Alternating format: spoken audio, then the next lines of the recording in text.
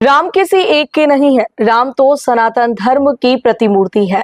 बालक राम के अयोध्या में जन्म लेने से समूचा वातावरण पुलकित हो रहा है। अयोध्या में उत्सव हो रहा है, घर घर उत्सव चल रहे हैं। राम के जन्म से सर्व आनंद हो रहा है। ऐसी कथा से सोमवार को गोग्राम परखम में आयोजित श्री राम कथा में आचार्य महामंडलेश्वर स्वामी कैलाशानंद गिरी ने भगवान राम और उनके भाइयों की बाल लीलाओं से श्रद्धालुओं को जोड़ा तो वातावरण पुलकित हो उठा। संगीत और भजन के साथ बालकांड की कथा सुनाते हुए उन्होंने कहा कि राम कथा के तो रसिक भगवान महादेव संत और सनातनी है। आचार्य ने कहा कि संवत 1631 में रामचरितमानस का प्रकटीकरण हुआ। इसी तिथि को राम का भी जन्म हुआ। ऐसे में रामचरितमानस भौतिकवादी युग में भी अमृत के समान है। बालक राम की सुबह की नींद और माता कौशल्या की लोरी की कथा सुनाते हुए उन्होंने कहा कि ऐसा वातावरण देवताओं को मोहित कर रहा है। अयोध्या में चारों तरफ हर्ष छाया हुआ है।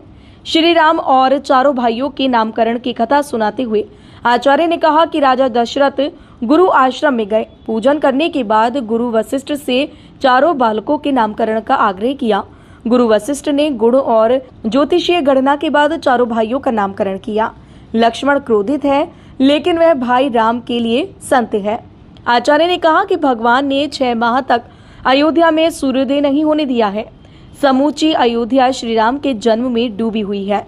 घर घर खुशियां और आनंद छाया हुआ है। ऐसे में चंद्रमा ने भगवान से कहा कि उनका भी नंबर आने दीजिए। इस पर भगवान ने कहा कि धैर्य रखिए, आपको गोकुल में आनंद लेना है। आचार्य ने कहा कि राम एक नहीं है, वह तो सनातन धर्म की प्रतिमूर्ति है। इसलिए कभी भगवान की आराधना करें तो भाव से करें। अशुद्ध नहीं बोलिए, शुद्ध बोलिए। अशुद्ध बोलने से काम खराब होते हैं। मुझे बहुत प्रसन्नता कि आज मैं गौग्राम में पंडित दीनदयाल उपाध्याय जी के इस नगरी में पधारा हूँ। स्वामी महामंडलेश्वर कैलाशानंद गिरी जी के इस राम कथा में और यहाँ जो कथा हो रही है उनके मुखारबिंद से कथा भी और आरती करने का भी मौका मिला।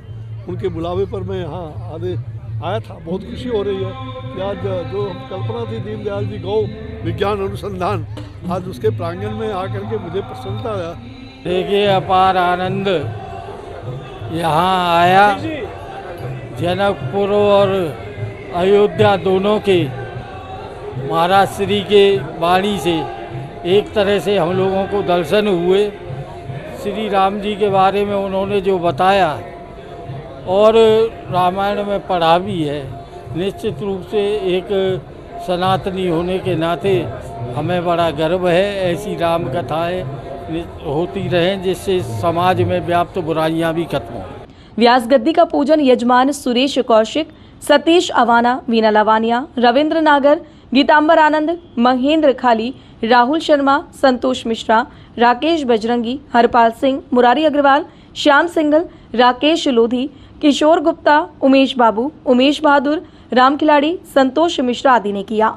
कथा में हाईकोर्ट के जज चितरंजन दास, मंत्री के.पी. मलिक, आगरा मेयर हेमलता दिवाकर, राज्यसभा सांसद तेजवीर सिंह, सांसद अनुज प्रधान, विधायक अमित अग्रवाल, मेघ श्याम सिंह, भगत सिंह बघेल, छोटेलाल बंसल, सुनील गर्ग, डॉक्टर हरि भदौरिया, सोहनलाल दीक्षित, सुनील पाठक आदि श्रद्धालु मौजूद रहे।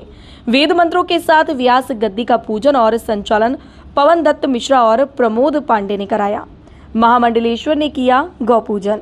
श्री राम कथा शुभारंभ से पहले आचार्य महामंडलेश्वर स्वामी कैलाशानंद गिरी ने गौ पूजन किया। राम कथा के दौरान भी श्रद्धालुओं को गौ की महत्वता बताई गई और पालन गौ रक्षा पर जोर दिया। मून न्यूज के लिए हरपाल के साथ ताराचंद की रिपोर्ट।